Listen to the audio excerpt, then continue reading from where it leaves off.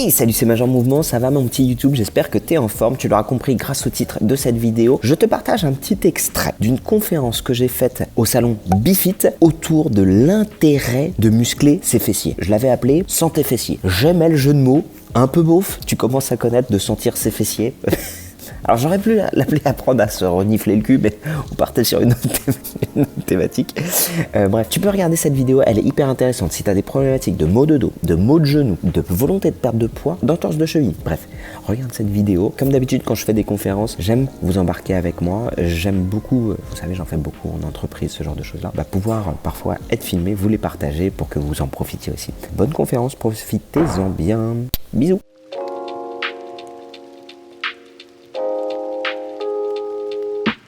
Eh bien, rebonjour à tous. Je m'appelle Grégoire, je suis kiné depuis 10 ans. Depuis 4 ans, je me suis lancé sur les réseaux sociaux pour vulgariser mes connaissances et les rendre accessibles à tous. Et dans ce parcours-là, j'ai découvert un médicament qui est juste oufissime. Et je vais essayer de vous en parler aujourd'hui parce que je suis sûr que dans un coin de votre tête, vous en avez peut-être déjà entendu parler parce qu'il est tout nouveau. Si je vous disais qu'il y avait un médicament qui pouvait vous aider à perdre du poids, un médicament qui pourrait vous aider à diminuer les douleurs de dos et les douleurs articulaires de manière générale, un médicament qui permet de diminuer les douleurs de genoux et de diminuer le risque d'entorse de cheville, un médicament qui est bon pour l'estime de soi, qui diminue le stress, qui vous aide à dormir le soir et même d'après certaines personnes qui permet le retour de l'être aimé.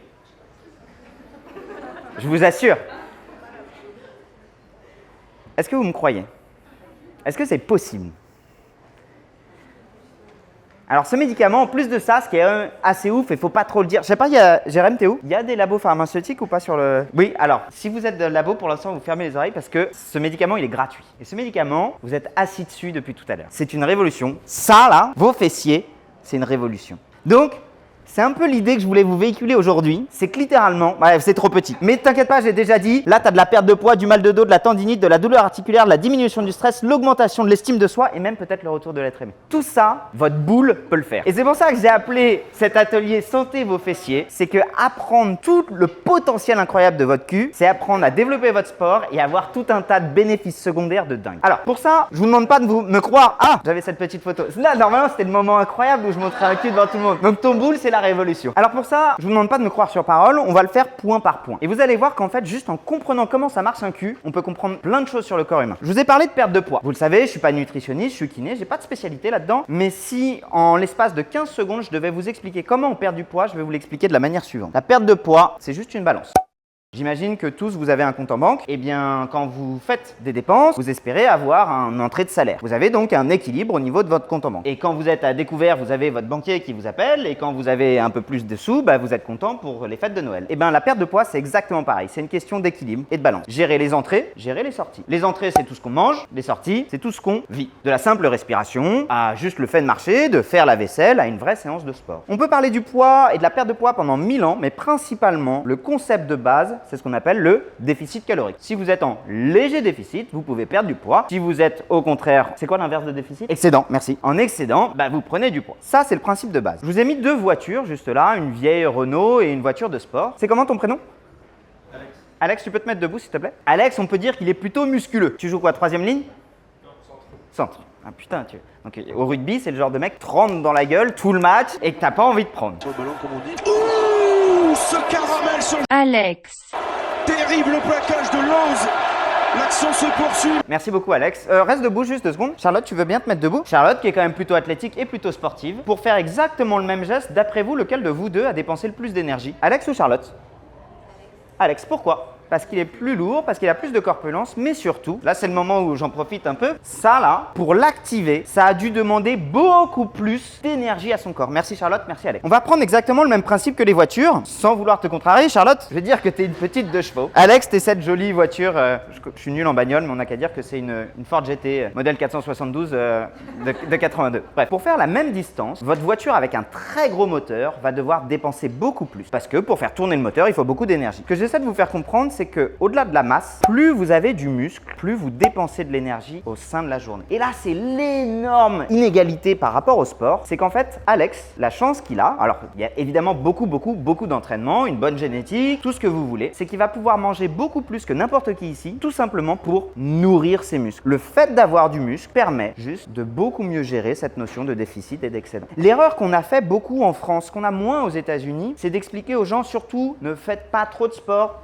c'est mauvais. Ne portez pas trop lourd de poids parce que quand vous portez trop lourd, c'est mauvais pour les articulations. Comme je vous l'ai dit, je suis kiné depuis 10 ans et toute la littérature scientifique nous dit exactement le contraire. Le meilleur moyen d'avoir des articulations saines, c'est d'avoir des muscles forts autour. Le meilleur moyen de renforcer vos articulations, c'est avec de la contrainte mécanique par le sport. Et on est vraiment en train de se tromper de discours depuis 30 ans, depuis 50 ans, de dire surtout faites attention, faut pas trop courir, faut pas trop faire de sport. En fait, en faisant ça, on fragilise notre corps. Mais quand on a un physique comme Alex, bah oui, il est fort, mais littéralement son corps aussi est fort. Et en fait, c'est ça qui est passionnant. Plus vous faites du sport, plus vous entraînez vos articulations, vos muscles à être capable d'encaisser la vie, mais plus vous avez du muscle et plus vous pouvez vous sentir libre dans ce que vous bougez, dans ce que vous bouffez, dans ce que vous faites et ainsi de suite. Donc ça, je vous demande juste de garder dans votre tête un item. Le muscle vous permet de dépenser plus d'énergie. Il y a quelque chose que je trouve assez intéressant, un exemple qu'on retrouve assez souvent, qu'on appelle de skinny fat. Quand je vais vous en parler, vous allez comprendre très vite de quoi je veux parler. Skinny en anglais qui veut dire plutôt maigre, fat plutôt gras. C'est un profil de personne qui va faire souvent beaucoup de cardio, qui va être relativement sédentaire et qui va avoir du mal en fait à perdre du poids, même si d'allure elle a l'air plutôt fine. C'est des gens qui vont avoir en fait, quand vous les regardez de profil, des bras relativement dessinés, un petit bidou, des fesses relativement plates, des cuisses relativement relâchées. Et qu'est-ce qui manque tout simplement là-dedans? Du muscle.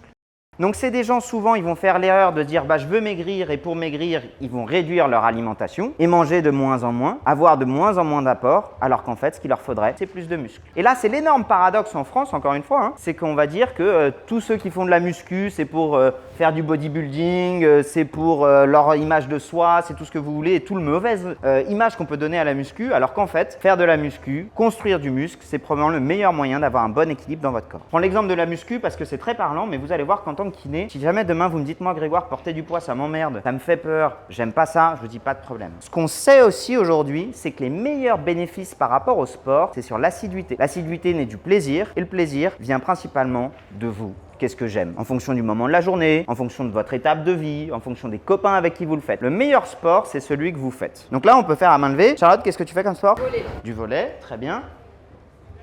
Un peu de musculation. La pole dance. Le premier, j'ai entendu? Rando et ski? Salsa. Vélo. Badminton. Crossfit. Natation. Pareil.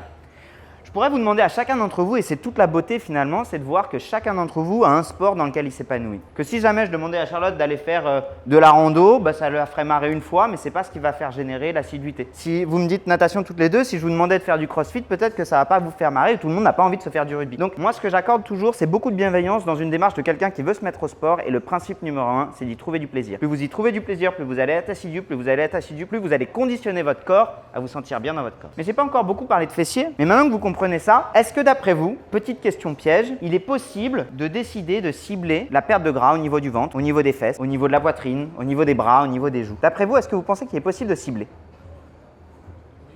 Oui? Quand on voit là tous les programmes spécial abdos pour avoir les abdos et ainsi de suite. Qui pense que c'est possible de cibler que quand on fait des exercices pour les bras, on perd du gras au niveau des bras? Qui ne sait pas? Et c'est ok de pas savoir. Ouais? Et qui a la réponse?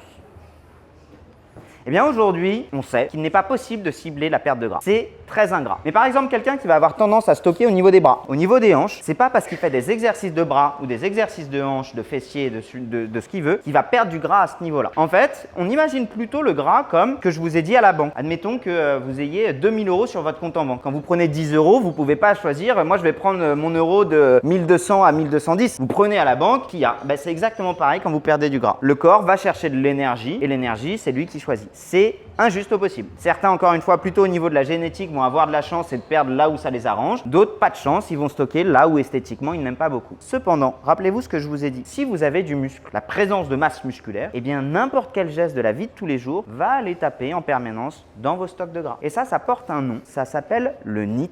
C'est relativement récent, on n'en parlait pas beaucoup avant. C'est le NEAT, c'est en anglais, c'est N-E-A-T. C'est tout ce que vous faites dans la vie de tous les jours qui n'est pas lié à l'activité physique, qui n'est pas à l'activité sportive. Le fait que depuis tout à l'heure, je suis debout en train de me déplacer. Donc on ne peut pas choisir la perte de gras. Et en fait, l'idée, c'est au contraire de se dire, si je construis du muscle, en fait, en permanence avec le NEAT, je vais dépenser de l'énergie même sans rien faire. Et ça, c'est vraiment quelque chose que je cherche à revaloriser parce qu'on a l'impression que d'aller marcher un peu plus longtemps, d'aller prendre les escaliers, de faire la vaisselle à la main, de prendre le temps de porter ses enfants et de se déplacer avec eux ou au contraire d'aller faire une marche, on a l'impression que c'est pas du sport. On considère pourtant que c'est entre 20 et 40% en fait de la dépense énergétique quotidienne, ce qui est franchement pas négligeable. C'est-à-dire que typiquement quelqu'un qui serait assis toute la journée sur sa chaise, même s'il fait 1 heure de sport par jour, il aurait beaucoup plus d'intérêt en fait à se bouger. C'est ce que j'explique quand vous avez des réunions au téléphone, les faire par téléphone et en même temps que vous êtes au téléphone, vous marchez, de passer un peu moins de temps allongé dans votre canapé et bref, lutter contre la sédentarité. Deuxième chose, je vous ai dessiné un peu ce que je vous avais montré tout à l'heure. Si jamais vous faites beaucoup de cardio versus si jamais vous faites des squats. On a des fesses à gauche qui sont plutôt en H, relativement plates, et des squats, des fessiers plutôt arrondis et plutôt rebondis. D'ailleurs, je fais une petite parenthèse pour en avoir longtemps discuté. Ça concerne pas que les femmes. Il semblerait que finalement, pour être un mec, d'avoir des fesses arrondies, c'est plutôt positif aussi pour le retour de l'être aimé. Que je vais vous expliquer par là, c'est que souvent on dit pour perdre du poids, il faut faire du cardio. C'est une erreur fondamentale. Pourquoi? Pour la bonne et simple raison que le poids sur la balance n'est qu'un indicateur de votre masse réelle. Ce qui est intéressant, c'est beaucoup plus votre allure. Quand vous vous regardez dans le miroir, vous ne voyez pas un poids, vous voyez votre reflet. Et je pense que ça vous est déjà arrivé dans votre vie d'avoir un poids qui sur la balance ne vous plaît pas beaucoup et d'avoir un reflet dans le miroir qui vous convient bien. Ou l'inverse. En fait, on se trompe quand on veut mesurer le poids en regardant uniquement la balance. La balance, c'est un indicateur parmi tant d'autres. Moi, je préfère largement le reflet. Donc quand on veut faire du cardio principalement pour perdre du poids, on passe à côté de la prise de masse musculaire et du côté un peu plus fit, be fit. Ça veut dire ça, un peu plus dessiné, un peu plus taillé. Donc la raison pour laquelle je vous en parle, c'est que j'aimerais bien laisser une petite trace dans votre tête de se dire tiens, demain, si jamais j'ai envie de me transformer physiquement, je vais pas focaliser toute mon attention uniquement sur la balance, mais plutôt de comment je me sens, comment je me vois dans le miroir. Est-ce que j'ai pas envie d'être un peu plus fit, d'avoir des épaules un peu plus dessinées, d'avoir des fessiers un peu plus dessinés. Et plus je vais dessiner ça en portant du poids et en créant du muscle, plus in fine ça va me faire perdre du gras. Plutôt que je vais courir, je vais courir, je vais courir, je vais courir, je vais courir, je vais m'affiner, ce qui va pas être le cas. Le meilleur moyen de s'affiner, une fois de plus, c'est d'avoir du muscle. Je fais une petite parenthèse, je l'ai mis juste en dessous. Encore une fois, c'est pas ma spécialité, la nutrition. Je vous ai mis à gauche la salade et les protéines. Je vous rassure, je vous demande pas tous d'aller prendre votre shaker de protéines à la fin de votre séance de sport, mais juste, est-ce que vous savez pourquoi justement on voit beaucoup sur les réseaux sociaux des gens avec des compléments alimentaires, avec des protéines et ainsi de suite? Est-ce que, question simple, vous pensez que les protéines c'est du dopage? Est-ce que vous pensez que les protéines, vous voyez un peu tous ce dont je veux parler, hein, les shakers, est-ce que vous pensez que c'est indispensable? Non. Est-ce que vous savez à quoi ça sert? À la construction du muscle, pour la prise de masse, à équilibrer une alimentation. Je reviens sur ces 3 notions-là. La meilleure réponse, c'est la tienne. Ton prénom, c'est comment? Cécile. Quand vous faites du sport, vous allez créer au niveau de vos muscles, quel que soit votre sport, hein, c'est pour ça que je vous dis, le plus important, c'est le sport qui vous plaît. Quand vous faites du sport, vous allez créer une adaptation de vos tissus. Les tissus, en anatomie, on parle de muscles, de tendons, de ligaments, de tout ce que vous voulez. Je vais faire ça, alors pas avec ça, parce que ça, c'est beaucoup trop léger. Et entre guillemets, je suis trop entraîné pour avoir une transformation de mon corps à faire ça, mais admettons que je le fasse 5000 fois. Ou admettons que j'ai 50 kilos pour le... Non, pas 50, que j'ai 12 kilos pour le faire. Si j'ai 12 kilos et que j'envoie à mon cerveau ce message suffisamment de fois, mon cerveau va se dire « Oh putain, il me demande de faire ça, il faut qu'on se transforme. » Et donc, il va casser quelques fibres musculaires et pendant la nuit, entre 24 et 48 heures, il va recréer des nouvelles fibres musculaires qui vont être plus fortes, plus endurantes. Ce délai de transformation musculaire, entre le moment où je le fais une fois, il va se passer entre 24 et 48 heures pour avoir les premières transformations, mais pour avoir une transformation réelle, à l'échelle visuelle, ça prend combien de temps?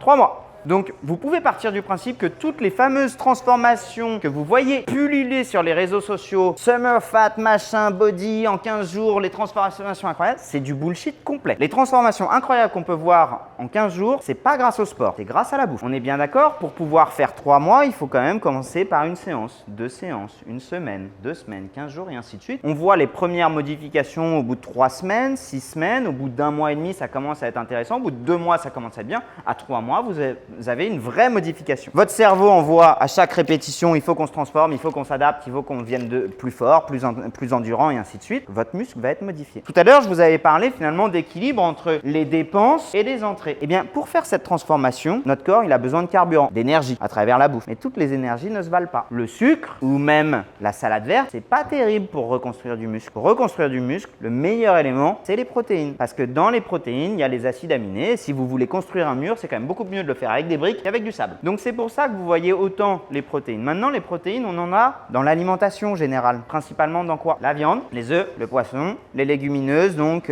qu'on va retrouver notamment dans les lentilles, ce genre de choses. Un tout petit peu dans les légumes. Et là, on voit que ça commence à poser d'autres problèmes que juste bouffer. Des problèmes écologiques. C'est sûr que si jamais je veux être comme ça, il faut que je m'enquille 4 kilos de poulet par jour. C'est un peu chiant. Des problématiques réelles. À la fin de la journée, si au sein d'une famille, il y a un individu qui a besoin de beaucoup de viande, mais que le reste de la famille, ils en ont pas grand chose à secouer, ça demande de faire ses repas à part. Si vous êtes au boulot, c'est plus compliqué. Il y a plein de stratégies qui existent pour ça. Si vous regardez, moi, on aime ou on n'aime pas, moi j'apprécie beaucoup ce que peut faire Thibaut InShape parce qu'il a une vraie régularité dans ce qu'il fait. Thibaut InShape, quand il prend l'avion, il y va avec sa propre bouffe. Il a son repas déjà prêt. Parce que lui, ce qu'il veut, c'est avoir suffisamment dans chacune de ses assiettes, suffisamment de protéines. Donc vous imaginez au quotidien, si vous voulez vous assurer que par rapport à votre poids de corps, par rapport à l'alimentation que vous bouffez, savoir si vous avez suffisamment de protéines, c'est très coûteux en énergie, ça demande beaucoup de contrôle et parfois l'excès de contrôle dans l'alimentation, ça peut nous mener à des problématiques de ce côté-là. Donc une forme de facilité en termes de gain de temps, en termes d'accessibilité, c'est en effet de prendre des protéines. Donc ce que j'essaie de vous dire, c'est que encore une fois, dans cette idée de perte de poids, cet excès de cardio et avec une alimentation qui serait uniquement basée sur de la salade, vous allez perdre du poids très rapidement, mais vous allez stagner très vite et surtout vous allez finir épuisé, en manque, en carence et dès que vous allez manger, votre corps, vous l'avez soumis à un tel stress pendant tellement longtemps, qu'est-ce qu'il va faire? Il va stocker. Et c'est pour ça que pendant des années, on a parlé de régime yo-yo et ainsi de suite et c'est le dernier régime à la mode, c'est du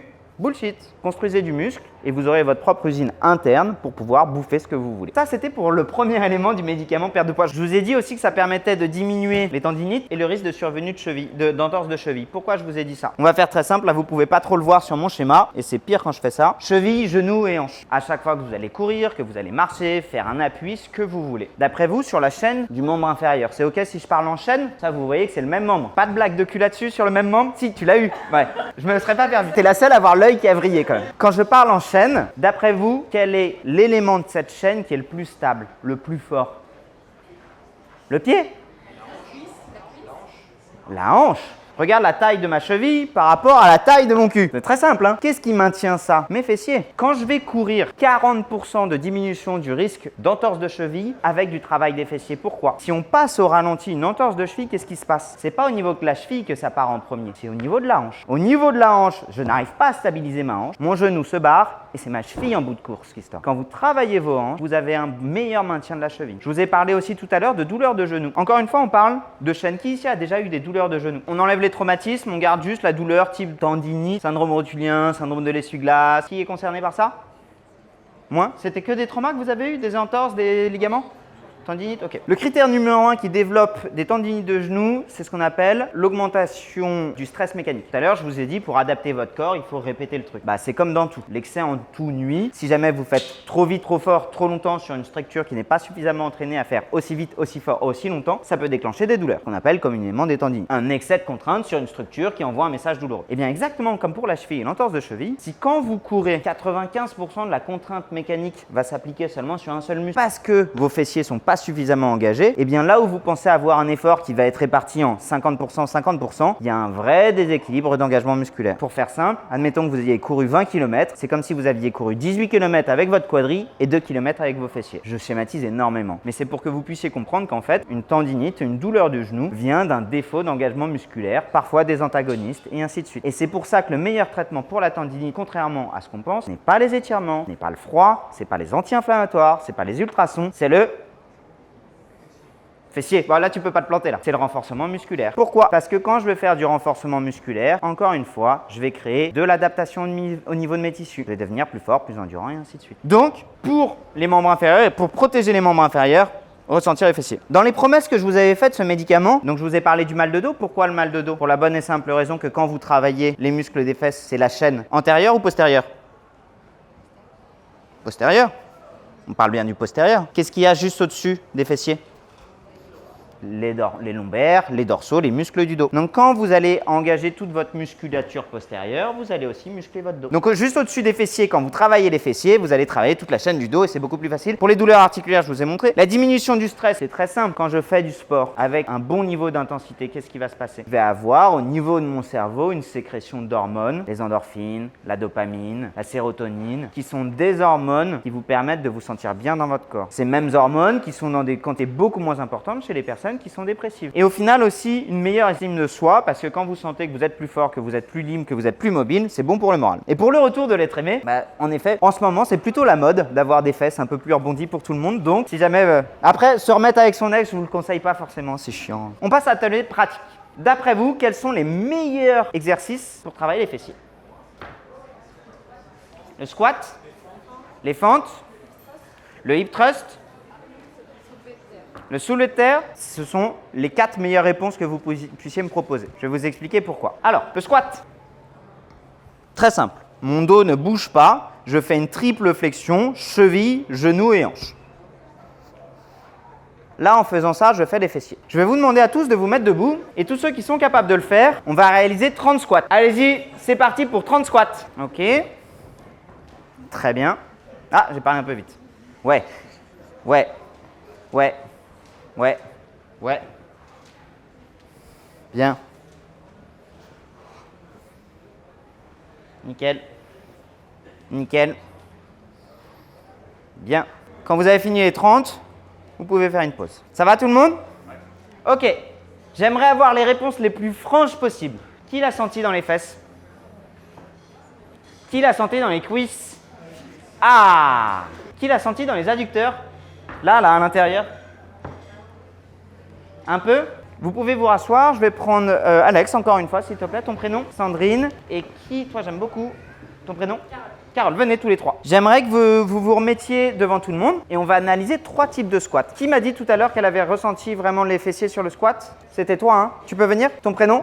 Justine? Lucie, pardon. Oui, ça n'a rien à voir. Tu m'as dit ton prénom? Sandrine. Sandrine. Tu peux me faire 5 squats, s'il te plaît? Stop! Difficile. Alors, elle nous fait un squat qui est plutôt, je suis désolé de le dire, hein, plutôt de débutant. C'est un squat plutôt au niveau des adducteurs. Les adducteurs, ce sont les muscles qui sont à l'intérieur des genoux. Et les adducteurs sont aussi extenseurs de genoux, comme les quadriceps et comme les fessiers qui sont, eux, extenseurs de hanches. Et donc, en fait, pour les personnes qui ont un petit déficit d'activation, tu permets? C'est mon métier. D'activation des quadris et des fessiers, ils vont utiliser avec ce qu'ils ont. C'est normal, les adducteurs. Une bonne astuce, si jamais vous avez ce profil-là avec les genoux qui ont tendance à rentrer vers l'intérieur, c'est de tricher et de faire le même squat qu'Alex. Alex, tu peux nous montrer ton squat? En ouvrant les hanches et en ouvrant les pieds, vous faites ce qu'on appelle plutôt un sumo squat. En faisant ça, vous allez du coup moins recruter les adducteurs et plus recruter les abducteurs, qui sont les fessiers. Les mouvements au niveau des fessiers, pour pouvoir les recruter, c'est sur de l'ouverture de hanche, qu'on appelle abduction, sur de la rotation externe de hanche et sur de l'extension. Donc quand j'ai les pieds dans le sol, eh bien ça, je suis à fond sur les fessiers. Merci à tous les deux. Carole, tu peux me montrer ton squat? Là, avec Carole, on a un squat qui est très classique. Lucie, tu peux te mettre à côté s'il te plaît. Vous allez vous mettre toutes les deux de profil. Voilà, parfait. Allez-y, 3, 2, 1, squattez. Bon, Carole a un peu modifié son squat du coup. Un tout petit peu. C'est quoi la différence? La différence, je vais vous montrer, merci les filles, c'est ce qu'on appelle le hip hinge. Hip, ça veut dire hanche. Hinge, je ne sais pas du tout ce que ça veut dire. Eh bien, en fait, ce que vous allez faire pour mieux engager les fessiers, donc on a vu l'astuce d'Alex qui est la plus simple, j'écarte les jambes et j'ouvre un peu les genoux, c'est que je vais envoyer d'abord mes hanches vers l'arrière. Tandis que si on regarde Carole, qu'est-ce qu'elle faisait? Elle faisait partir les genoux vers l'avant. Je schématise et je le fais plus grand. Mais si vous faites partir les genoux vers l'avant, vous êtes plutôt sur les quadriceps. Si au contraire, j'envoie les fesses en arrière, au moment où je vais remonter, ce sont mes fessiers qui vont me ramener à la verticale. Là où c'est intéressant, c'est qu'en fait, quand on est vraiment capable de différencier son squat, on peut très bien faire 30 squats en faisant par exemple 10 squats plutôt devant, en faisant par exemple 10 squats plutôt derrière et en faisant 10 squats entre les deux. Si demain vous voulez travailler du très lourd, vous avez plutôt intérêt à travailler à la fois le devant et l'arrière. Si vous voulez plutôt être ce qu'on appelle quadridominant, comme ça a été le cas la plupart d'entre vous et comme Carole, vous allez être plutôt devant. Si vous êtes plutôt hip dominant ou fessier dominant, ça va être plutôt comme Lucie et envoyer un hanche derrière. Vous me refaites ça, je voudrais que vous essayiez d'apprendre cette amplitude de hanche. N'hésitez pas, la sensation c'est un peu comme si vous vouliez tomber en arrière. Le poids doit être sur les talons. Si vous avez poids devant, vous êtes plutôt au niveau des quadris. Vous essayez de m'en faire une dizaine. Et après, on revoit si vous arrivez à visiter l'un ou l'autre. Et tu pars en arrière. Hein? Donc, ça prend du temps, c'est normal de retravailler avec de l'équilibre.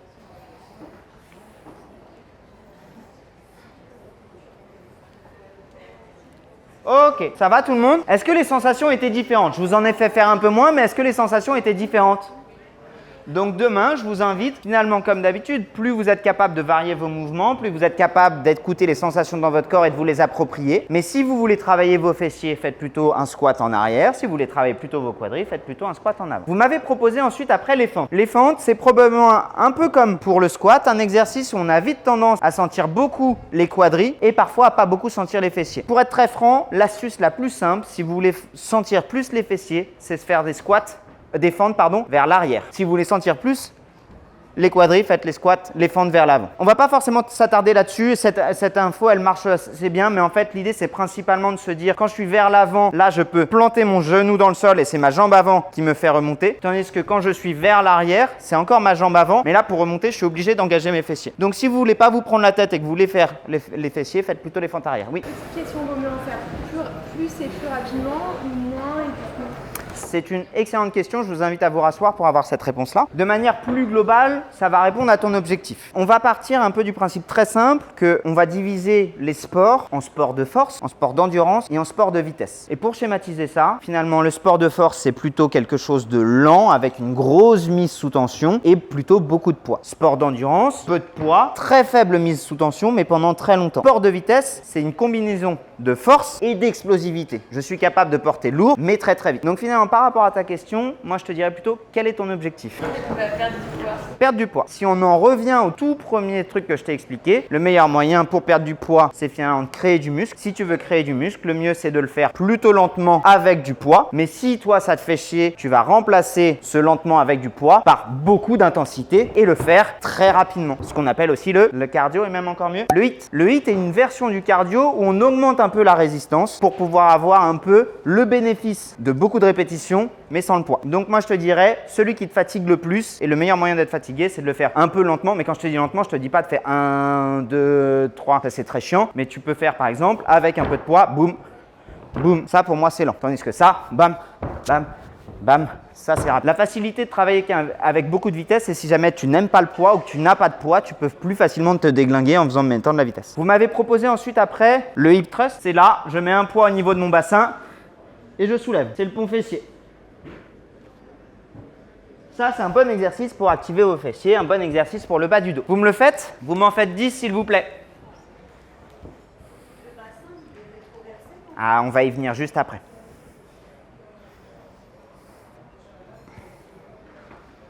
Quand vous avez fait les 10 fois, vous pouvez vous rasseoir. Alors, premier point. C'est pas le mouvement le plus fun. Hein. Deuxième point, qui l'a senti dans les fessiers? Ok? Qui l'a senti dans les quadris? Ok, décidément, toi, tu es vraiment quadri dominant. Alors, si vous l'avez senti dans les fessiers, c'est très très bien. Je vous félicite, mais d'habitude, dans les statistiques, c'est seulement 10% qui le sentent dans les fessiers, 50 à 60% dans les quadris et 10 à 20% dans les ischios. Je vais vous remontrer un tout petit peu de théorie pour mieux vous expliquer. Et ta question était très très bonne. En fait, quand je vais faire du hip thrust, la réponse la plus simple, c'est d'imaginer, quand je le fais mal, pardon, c'est d'imaginer que je tends les jambes. Si je tends les jambes, en fait, c'est la résistance de mes chaussures sur le sol qui va faire monter mon bassin grâce au quadriceps. C'est pas, enfin, c'est pour bosser les quadriceps, c'est pas ce que vous voulez. La deuxième réponse, c'est d'imaginer plutôt, et là c'est la bonne, que vous plantez les talons. Et en plantant les talons, c'est la résistance du sol qui fait que quand vous allez monter, c'est les fessiers qui vont s'activer. Donc pour bien faire le hip thrust, et là je vous félicite parce que c'est assez rare d'avoir autant de personnes qui y arrivent bien, c'est vraiment d'imaginer le poids du sol dans les talons et de remonter. Ici, vous pouvez mettre lourd, voire très très lourd. C'est probablement l'un des meilleurs exercices. On le voit beaucoup sur les réseaux sociaux. À titre personnel, je suis pas fan du tout parce qu'en fait, pour pouvoir le faire, faut le faire à la salle avec un banc spécifique. Et moi, je retrouve malheureusement beaucoup de patients et de patientes surtout qui le font et qui viennent me voir avec des douleurs au niveau des cervicales. Parce qu'en fait, on essaie de le faire un peu mais mal à la maison et on prend un appui au niveau des cervicales qui n'est pas agréable. Donc, c'est un bon exercice, mais il demande une bonne maîtrise et un bon dispositif. Je trouve que le temps passé pour avoir un bon dispositif n'est pas le meilleur. Le dernier exercice que tu m'as proposé, qui est un de mes préférés, qui est le soulevé de terre, qu'on appelle aussi le deadlift. Je vous le montre. Le deadlift, souvent, il peut se faire avec une barre ou il peut se faire avec du poids, avec des kettlebells. C'est ça. Boum. Boum. Je vous fais une petite différence qui est passionnante à mon sens entre un squat et un deadlift. Exactement. La différence, c'est l'engagement du dos. En fait, le deadlift, je vais être ici. Et en fait, moi, ce qui m'intéresse à fond, c'est de travailler mes fessiers et ma chaîne postérieure. Là, quand je vais faire ce mouvement-là, ce que je fais, c'est en fait une extension de hanche. Sauf que comme j'ai les deux pieds dans le sol, c'est en fait mon dos qui va venir chercher l'extension. Le soulevé de terre, qu'on appelle aussi le deadlift, c'est l'un des exercices que je recommande le plus à mes patients lombalgiques, patients qui ont mal au niveau des lombaires. Toujours pour la même raison. Plus j'ai du muscle, plus j'ai une demande d'adaptation, plus je suis fort, moins j'aurai mal. Y compris à des patients qui ont mal au dos depuis 50 ans, y compris des gens qui ont des hernies discales, y compris des gens qui ont une arthrodèse, y compris des gens qui ont de l'arthrose, je leur fais faire du deadlift. Je leur apprends et une fois que le geste est maîtrisé, je charge. Une dernière bonne astuce, si vous voulez cibler une séance sur les fessiers, que ce soit au cours de votre marche nordique, vous dites tiens, pendant ma séance de marche nordique, j'ai un peu mal au genou. J'ai donc intérêt à bien activer mes fessiers. Ou je vais faire par exemple, qu'est-ce que vous m'avez évoqué comme sport? Du yoga, tu m'avais dit? Admettons que tu fasses du yoga et que soit tu es un peu mal au dos ou au contraire, tu veux que pendant ta séance de yoga, travailler un peu plus tes fessiers. Et que spontanément, tu es un peu comme notre copine Lucie et tu as plus tendance à le ressentir dans les fessiers. Et bien avant ma séance, je vais faire des échauffements qui vont cibler plus spécifiquement mes fessiers. Et donc pour cibler plus spécifiquement les fessiers, je vous propose plusieurs exercices. Mon préféré, c'est de le faire avec un élastique et de venir tout simplement écarter la jambe. Ça marche très bien. Sans élastique, on peut le faire sur le côté, comme ça. Celui-là, il est beaucoup plus difficile qu'il n'a l'air parce que assez spontanément, qu'est-ce que les gens vont faire? Ils vont avoir la jambe qui va partir plutôt devant et en rotation interne. Et en faisant ça, vous allez plutôt être sur le TFL, tenseur du fascia lata et quadriceps. Ce que je conseille de faire, c'est de venir mettre la jambe derrière. Alors pas en avançant, c'est du bas, hein. En mettant la jambe derrière, en venant chercher une extension de hanche, une rotation et une montée. Ces quelques degrés-là, ils ont l'air d'être rien, hein. Pourtant c'est du tout le même exercice. Donc ça, vous pouvez faire 10 fois à droite, 10 fois à gauche, le tout 3 à 4 séries pour bien engager les fessiers. Vous pouvez faire évidemment, comme je vous l'ai montré tout à l'heure du pont fessier, vous pouvez faire un exercice que j'aime bien, comment on met le coude, là, qu'on appelle le clamshell, j'ai pas son nom en anglais, mais qui me permet de faire de l'isométrique. Isométrique, c'est un muscle se contracte mais sans bouger. Boum. Boum, je travaille celui-là en isométrique et celui-là en chaîne ouverte. Intéressant à faire avec aussi un élastique autour des genoux.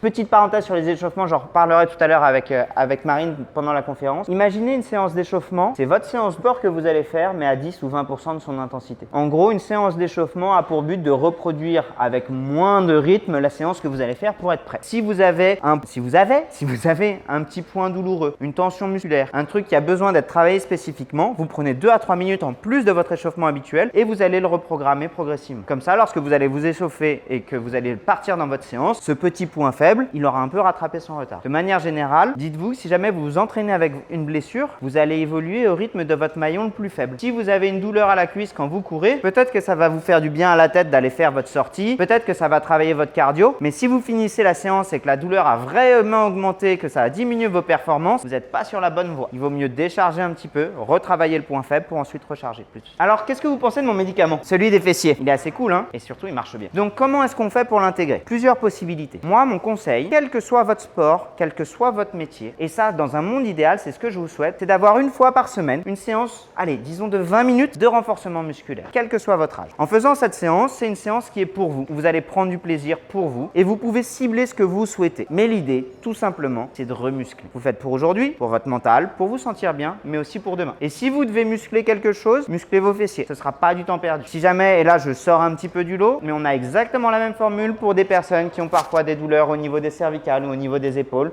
Et ces gens-là, je leur conseillerais de muscler les trapèzes et la coiffe des rotateurs. Est-ce que vous avez besoin que je vous... Merci. Il est très beau cet élastique. Il vient des années 80 ? C'est le tien ? Tu viens des années 80 ? Est-ce que vous voulez que je vous remontre les exercices avec l'élastique ou est-ce que c'était clair pour vous ? C'est mieux de remontrer ?